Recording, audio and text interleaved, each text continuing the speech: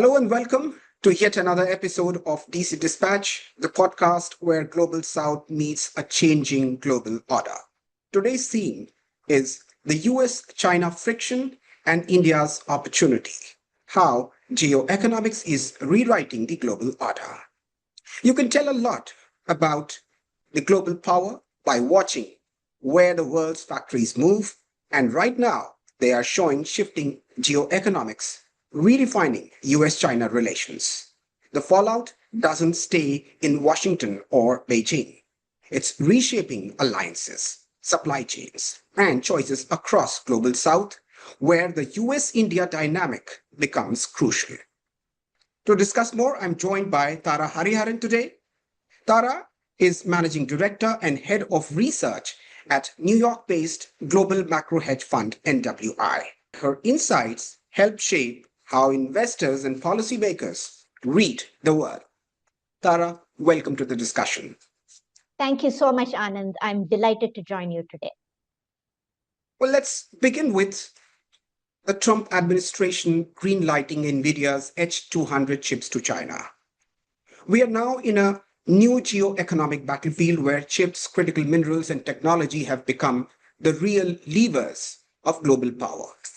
How are chips, minerals, and technology reshaping the global power dynamics, and why is the world increasingly caught between US-China competition? Anand, this is a great question. As if we do not live in exciting enough times, we are now witnessing a fundamental reconfiguration of global geoeconomic power through semiconductors and critical minerals. While on one hand, Taiwan's TSMC produces 50% plus of the global advanced chips, China controls 70% of silicon and polysilicon inputs, as well as 90% of rare earths mining and processing. And then meanwhile, here in the US, we have the edge in chip design and equipment.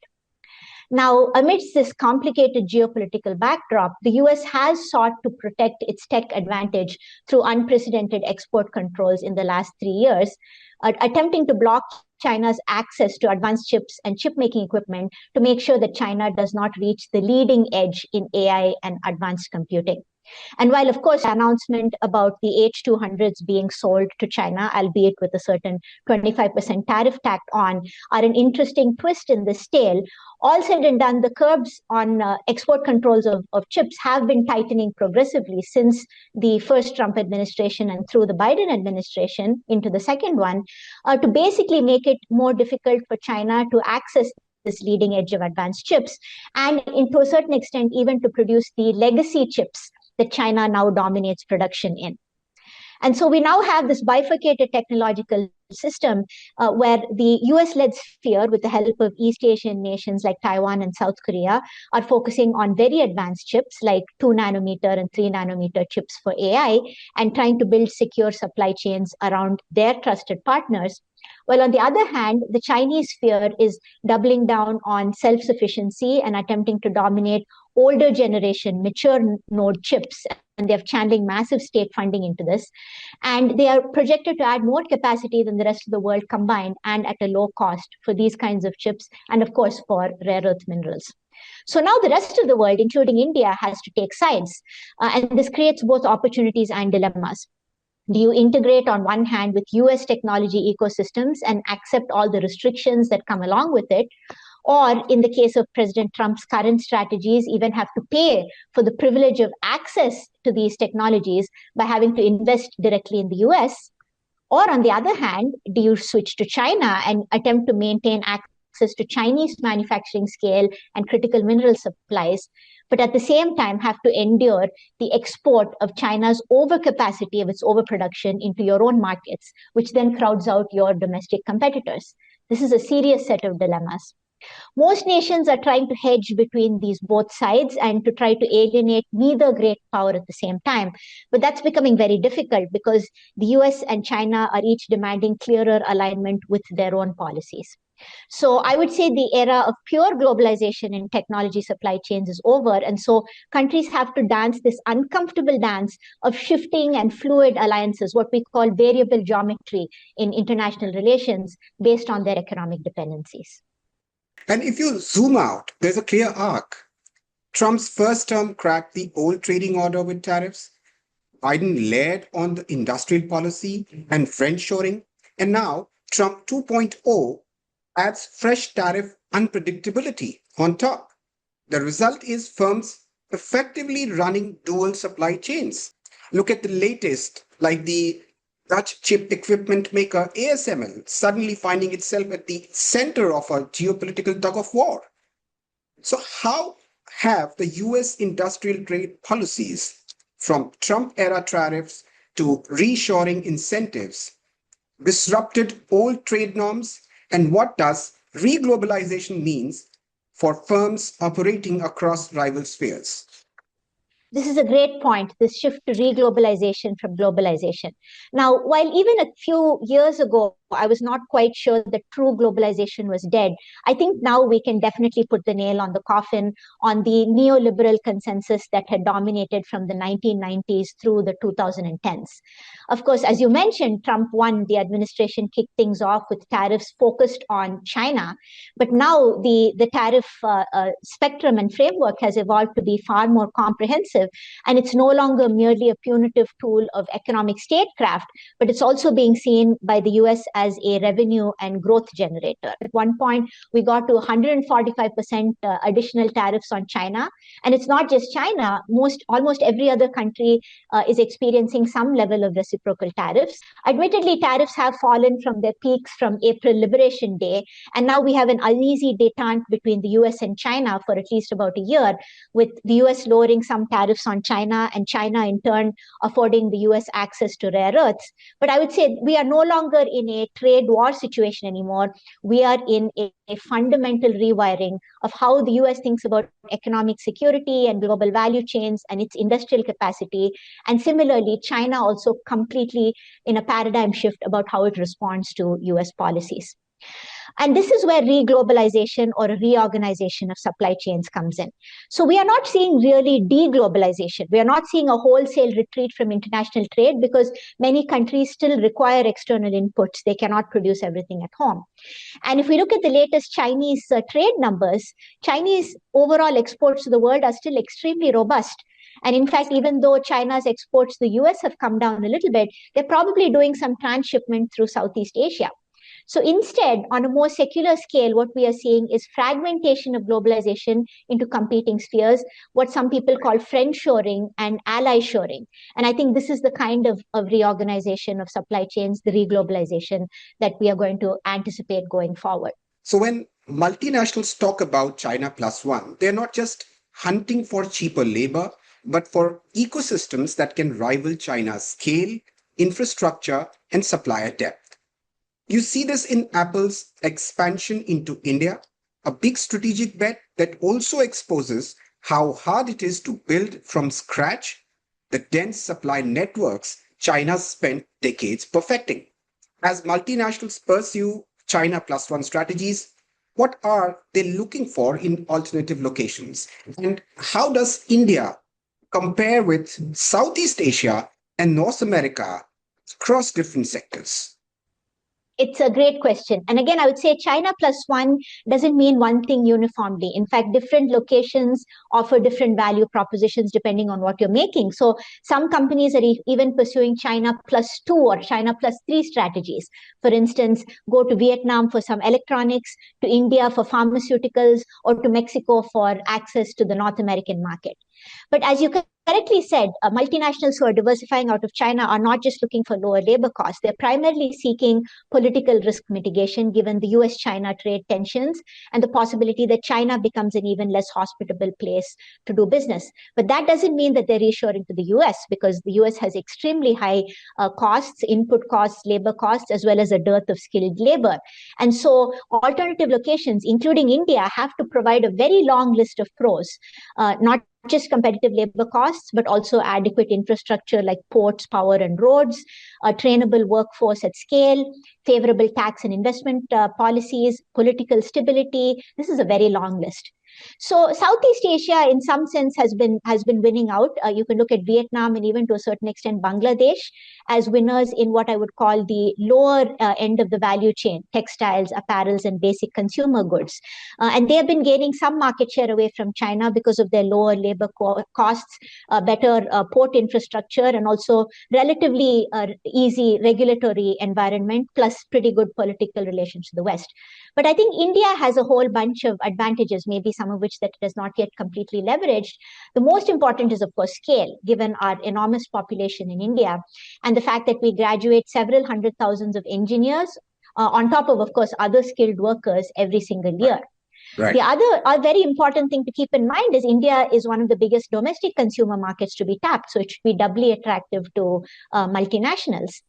And we are seeing now, exactly as you said, with Apple starting iPhone assembly in India, India is becoming a viable alternative to China, and that's being helped by the production-linked incentives that the Modi administration has started that help to subsidize manufacturing in some of these strategic sectors like electronics, electric vehicles, and semiconductors. India's steady climb, especially if you look at the latest report which has come out, the Alloy Asia Power Index, the way it signals that India's weight in the regional balance of power is no longer just theoretical. It's being recognized across diplomatic, economic, and military dimensions. But translating that rising profile into a durable geo-economic role, especially in a China plus one, is a more complicated story. What does India's rise in the latest Asia Power Index mean in practical geoeconomic terms, and which structural bottlenecks most limits its ability to become a credible China plus one node? Okay, this is a very important development because India crossing the 40-point threshold in the Lowy Asia Power Index this year to achieve major power status is extremely significant and shows that India is gaining greater geoeconomic heft. And let's also not forget from the geostrategic perspective that India's military modernization and operational experience also make it an increasingly important player in regional security, although that's a little bit complicated by the legacy defense ties between India and Russia. But I want to spend a few minutes here talking about India's still stubborn structural constraints. And I'm thinking of at least 5 structural bottlenecks that I'll quickly mention. The first, of course, is infrastructure. We talked about how India's ports, roads, power supply, and logistics costs are not quite consistent yet with a manufacturing superpower, even though the Modi government has been investing heavily in highways, freight corridors, and port modernization. We still are going to need several more years of this after decades of underinvestment to really show a difference. Second is, of course, the regulatory environment with multiple layers of bureaucracy at central, state, and local levels. And while some progress has been made on reforming labor laws, we still have a lot of work to do on land acquisition for large manufacturing facilities. Separately, of course, we saw the GST tax cuts and streamlining, which has helped quite a bit. But I would argue that tax compliance rules are still pretty complex compared to, say, in a place like China. The third thing India needs to work on as a bottleneck is still skill development and workforce quality, even though we produce huge numbers of engineers. The quality of our engineers can be uneven, so companies then have to invest heavily in training afterwards. And this is very different from China's massive network of vocational schools, which are basically providing training for manufacturing technicians at a very high scale. So fourth, manufacturing, in particular semiconductors, is going to require reliable electricity and water at a high scale, which is something Indian states still lack. I grew up in the late 90s and early 2000s in Chennai in the south, and I remember that power outages and droughts were a regular fact of life then. Fifth, after power and water supply comes policy consistency and state capacity issues, because different states have different policies, different governance quality levels, and that kind of inconsistency makes a lot of complexity for multinational firms. So we need policy certainty and stability, and we also need uniformity across states.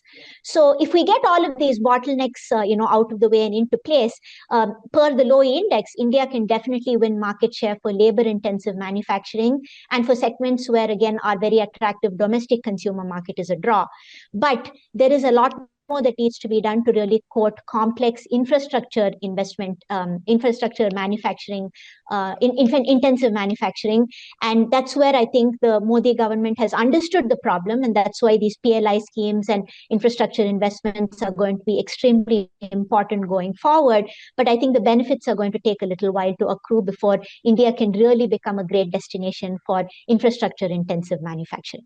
Let's try and shift gears towards how India can really become a valuable partner when it comes to allying with great powers like the US. So let's talk about what India must do. And as US and its allies think the architecture of strategic supply chains, India's ability to plug into these networks will hinge not just on geopolitics, but on domestic reforms that makes manufacturing and scale up faster and more predictable. What must India adopt or reform domestically to be competitive in the US and ally aligned supply chains? And in which sectors does this partnership have the best chance of success over the next 5 to 10 years?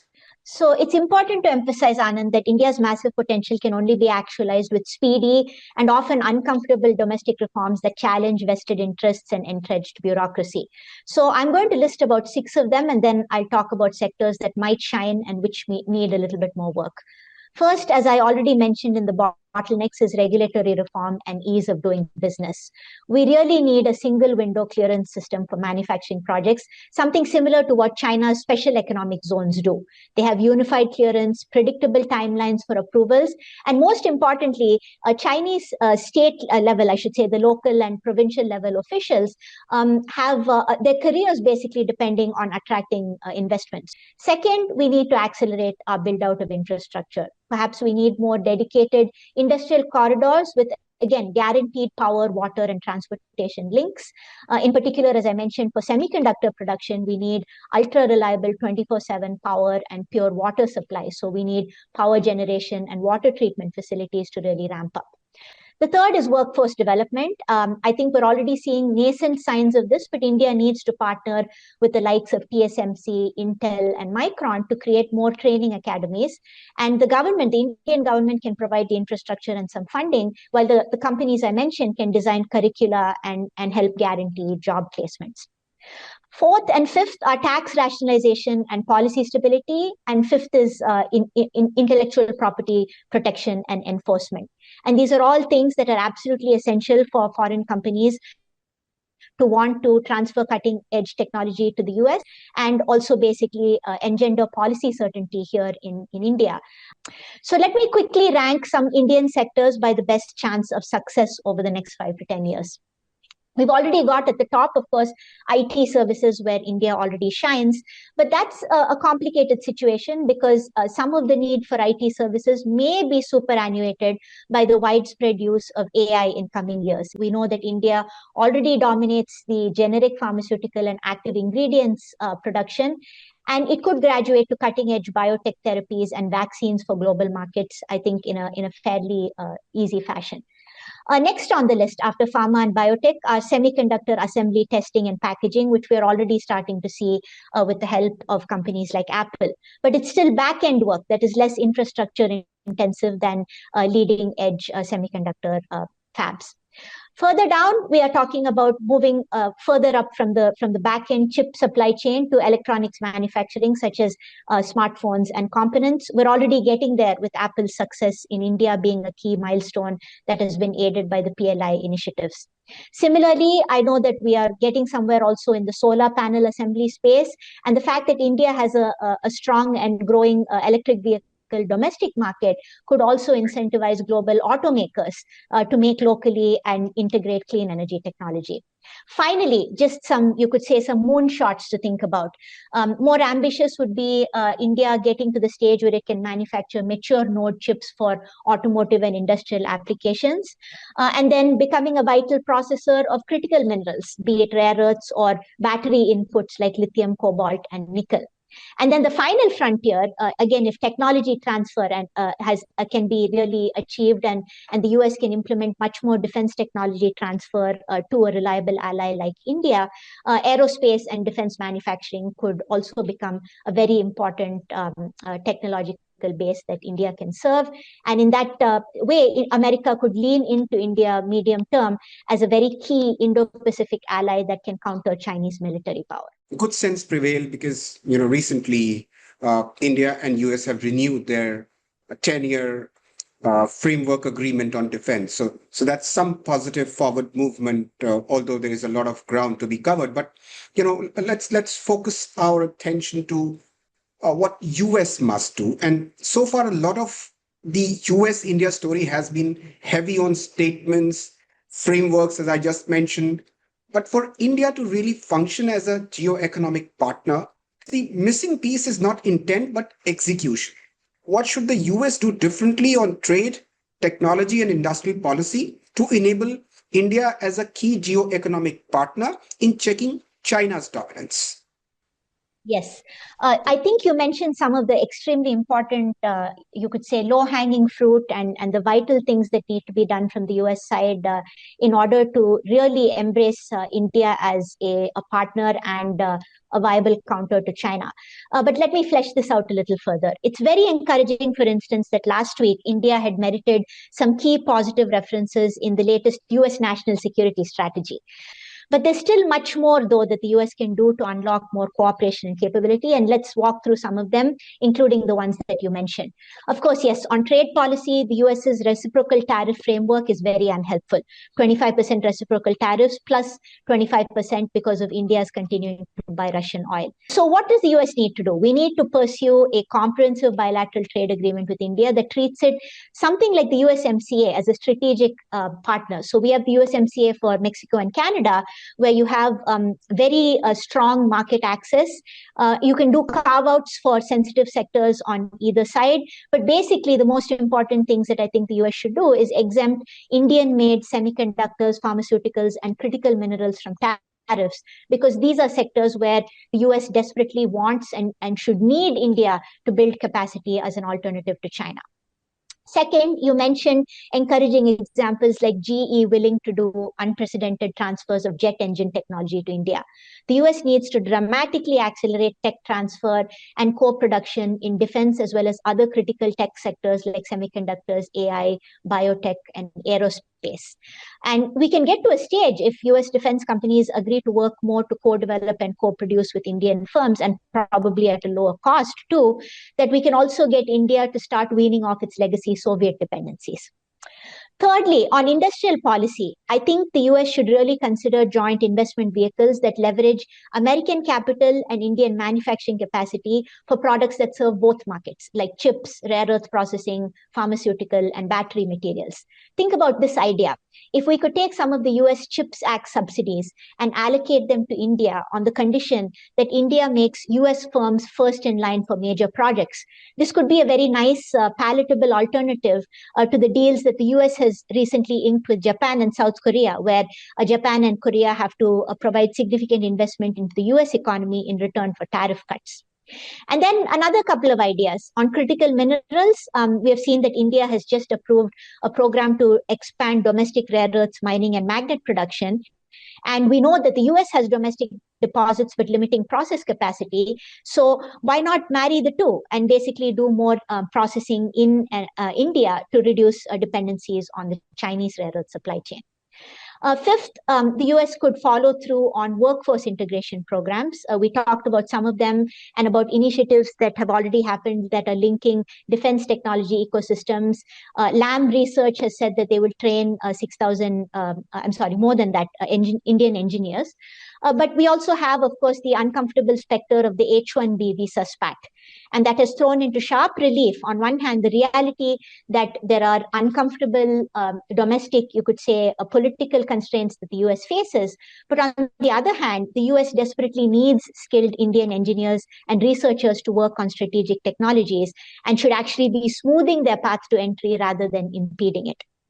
The final thing that I think the US should do, and I guess this also encompasses everything that I've said so far, the US needs to create positive incentives for its companies to invest in India rather than just create disincentives around pulling manufacturing away from China. Absolutely, Tara. These are very critical elements when it comes to US-India partnership moving forward. But the key takeaway I feel from our conversation is As geonomics continues to reshape US China relations, the real test will be how countries like India and the wider global south use this moment, not just to manage risk, but to build new forms of economic power and resilience. Thank you, Tara. Thank you for being with us and for your insights on the geoeconomics behind today's headlines. Thank you so much, Anand, for your incisive questions, and I hope our discussion was informative to our audience. And thank you to all of you for listening to DC Dispatch. For more news and updates that matter to the South Asian diaspora in the US, please visit www.southasianherald.com.